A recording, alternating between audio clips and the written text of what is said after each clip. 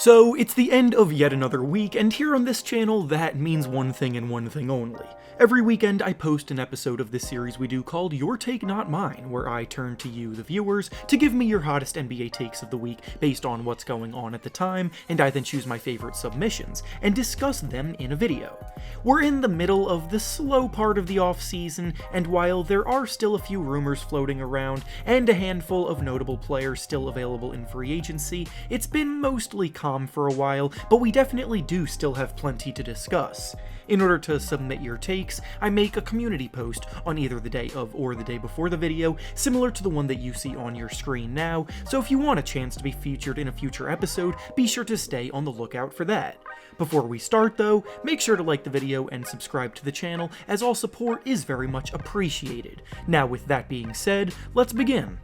The first take we'll be discussing today comes to us from Alec, and he says that if Kevin Durant never went to the Warriors back in 2016, then his career would have played out similarly to Carmelo Anthony's. Now, in case you're struggling to understand what this means exactly, basically he's saying that Durant would not have accomplished anything meaningful in the postseason and likely would never have won a ring in his career if he never made that move. People already like to downplay the value of the rings that he has won with Golden State because of the context of him joining them while they were already on top of the league, in a move that many have called weak over the years, and it's not the craziest take in the world to say that Durant would be less accomplished if he never made that decision. He did take the easy way out back then, and it resulted in arguably the greatest team ever formed in the history of the sport, dominating the league for a few years, and in back-to-back seasons, it was capped off with a ring on Durant's finger, along with Durant winning the Finals MVP trophy.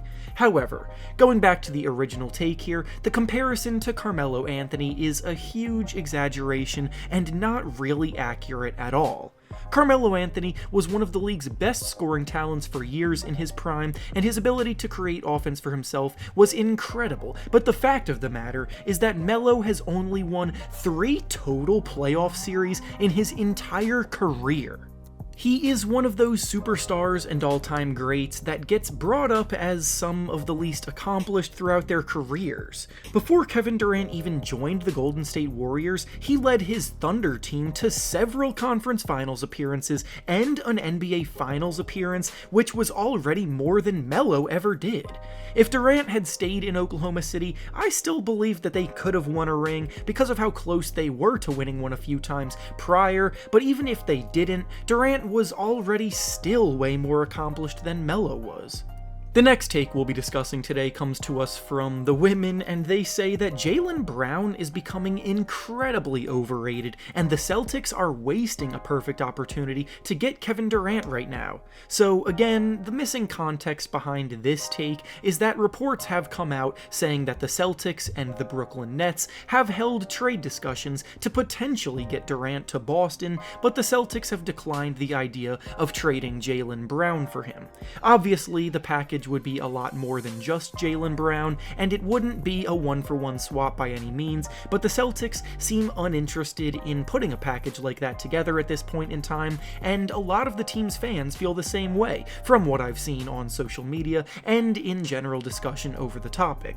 The plausible argument to be made in their defense is that the Celtics literally just dominated Durant's team on the way to making a run all the way to the NBA Finals last season, and with them already being so close to winning the whole thing, they don't need to necessarily ship out a core piece like Brown. But on the flip side, it is Kevin Durant that we're talking about here. Durant is an all-time great player, coming off of a year where he averaged 30 points per game. He's a 2-time NBA champion and Finals MVP, so he's shown he can get it done on the stage that the Celtics want to be competing on, and because they're so close to winning it all, Durant could put them over the edge. If I'm being honest, I understand where both sides are coming from, and I really don't know what I would do if I were in their situation, because it's incredibly tough. Brown is an all-star two-way talent that was drafted by the team, and shipping him out would be difficult for the fans that have rooted for him his whole career. Plus, with Durant getting up there in age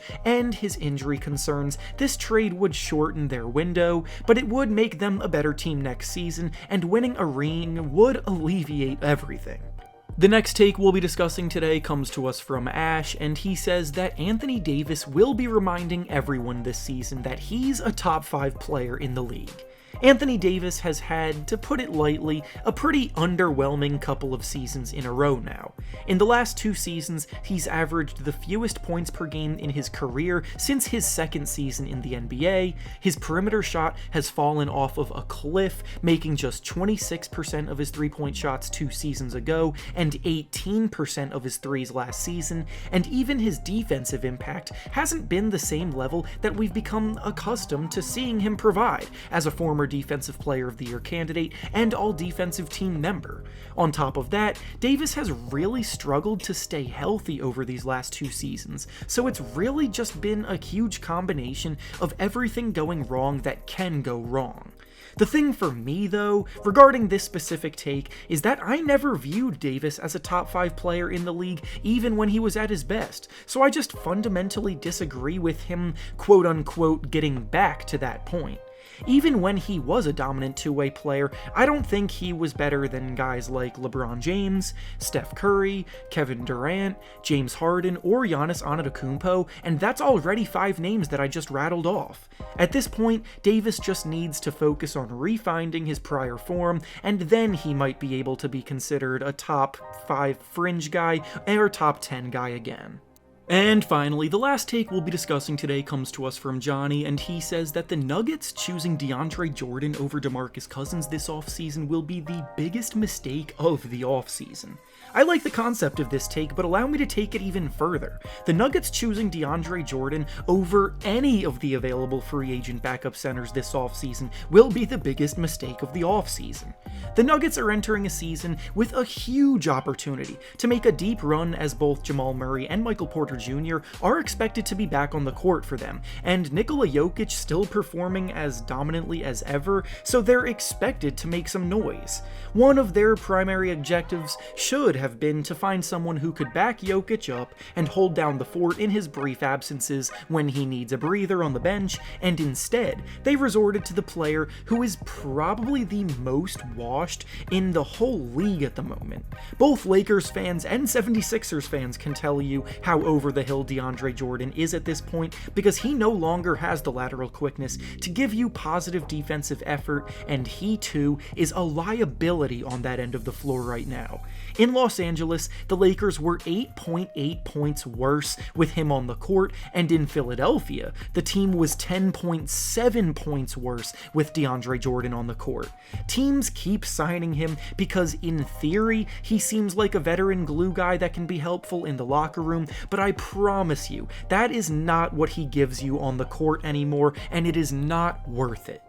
And with that being said, that's all I have for you today. Make sure to like the video, subscribe to the channel, and comment down below what you think about the takes we discussed. Thanks for watching, and I'll see you all next time.